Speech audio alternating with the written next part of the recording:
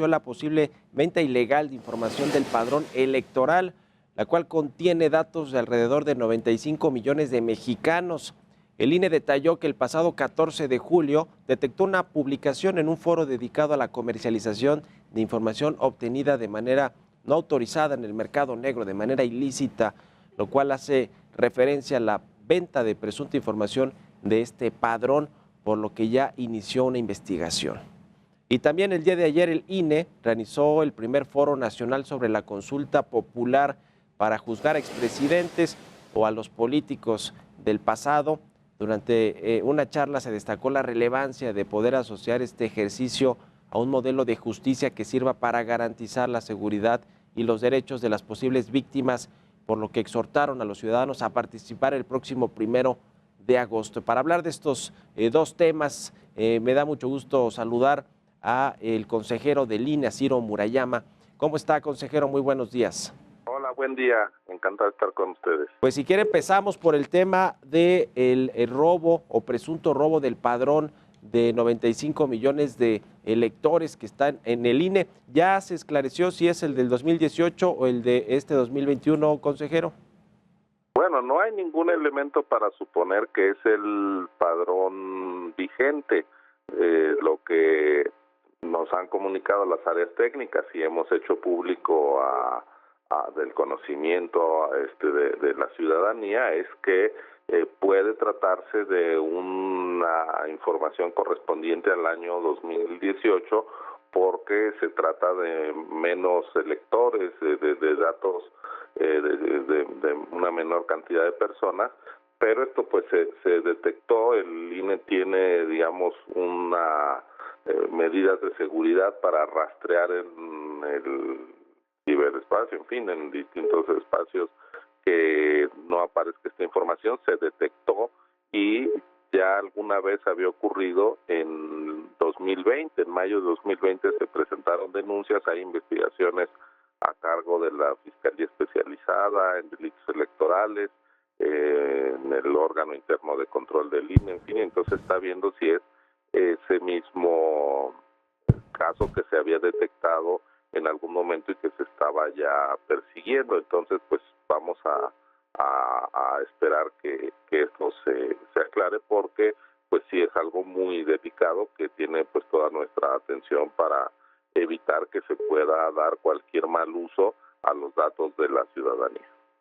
¿Cuánto tiempo van a durar aproximadamente las investigaciones, consejero, y de encontrar responsables, de qué tipo de pues sanciones estaríamos hablando? Bueno, las investigaciones las realizan incluso la Fiscalía, que es ajena al INE.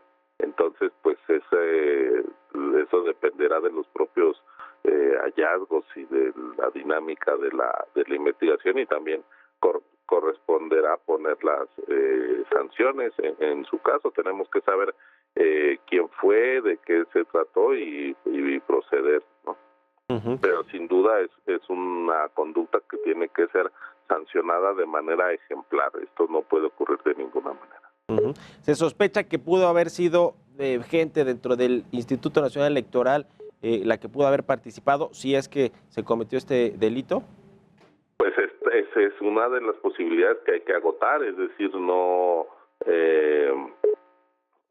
descartar que incluso pueda haberse tratado de un descuido o de mala fe, y si es de adentro, pues nosotros somos los primeros en tener todo el interés de que eso se sancione con la mayor penalidad, porque pone en riesgo el prestigio de la institución y pone en riesgo los datos de la gente que nosotros estamos legalmente obligados, todo el mundo que trabaja, que tiene acceso al padrón. No es el caso de los consejeros, nosotros no tenemos esa potestad, pero sí nuestra estructura. Entonces, si alguien hizo mal su trabajo o si alguien abusó de su cargo público para tratar de hacer un ilícito, tiene que ser sancionado de una manera ejemplar. Incluso pues pueden ser responsabilidades penales.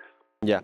El otro tema, consejero, la consulta para juzgar a expresidentes, o por lo menos eso es lo que dice el presidente López Obrador, ¿Cómo va este tema? Le decíamos el primer foro que ya se convocó, pero por el otro lado el presidente y otros miembros del partido Morena, legisladores, han dicho que pues se está generando una especie de boicot por parte del INE para que no se lleve a cabo la consulta. Bueno, esa es una falsedad de cabo a rabo, porque déjeme contarle que nosotros necesitamos tener capacitados y nombrados a 285,000 ciudadanos para que instalen las mesas receptoras, y ya tenemos a 273,000, o sea, casi el 96% de la gente que se requiere. Hemos capacitado a más de 270,000, va viento en popa la operación, y eso pues no es ningún boicot. En todos los rincones del país el INE va a permitir hacer posible que quien decida participar en esta consulta lo haga. Nuestro trabajo es logístico, y al mismo tiempo estamos usando todo el tiempo que nos corresponde por ley en radio y televisión para promover y difundir la consulta, y haciendo eventos adicionales como los foros que usted acaba de referir, de tal manera que si va a haber consultas, gracias al INE, y si en cada rincón del país la gente va a poder participar, es gracias al INE. Entonces, pues es un sinsentido pretender que el INE esté contra la consulta. Lo que hemos hecho al mismo tiempo es difundir cuál es la pregunta, porque en efecto hay quienes están haciendo lecturas planteando que se va a preguntar sobre algunas personas en específico, y eso no es lo que determinó la Suprema Corte de Justicia de la Nación. Sí. La pregunta de la Corte no menciona ningún cargo ni persona. Lo que dice es que estás de acuerdo o no en que se lleven a cabo las acciones pertinentes con apego al marco constitucional y legal para emprender un proceso de esclarecimiento de las decisiones políticas tomadas en los años pasados por los actores políticos, encaminado a garantizar la justicia y los derechos de las posibles víctimas. ¿Cuándo?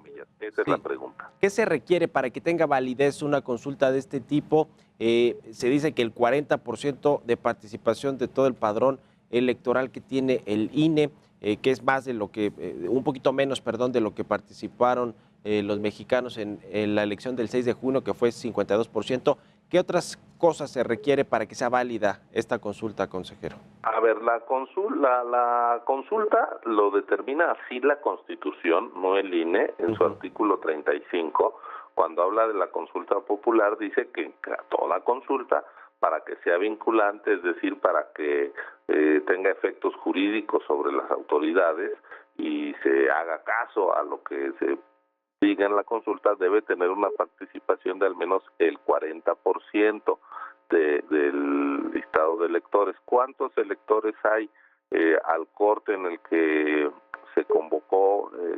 Son 93,489,000, casi 93,5 millones.